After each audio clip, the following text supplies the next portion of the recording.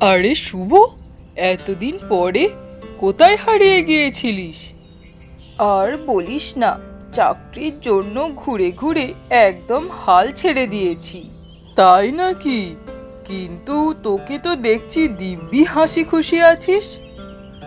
আর কি করব, দুঃখ করে কি চাকরি মিলবে? হাসি মুখে থাকি, যাতে মানুষ ভাবে আমি খুব ব্যস্ত।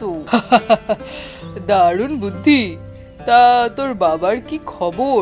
আগের মতোই রোজ সকালে ঘুম থেকে ওঠ বলে ধমক দেয়? উফ, সেই তো একদিন সকাল 7টায় ঘুম থেকে উঠলাম, বাবা অবাক হয়ে বলল, তুই কি ঠিক আছিস?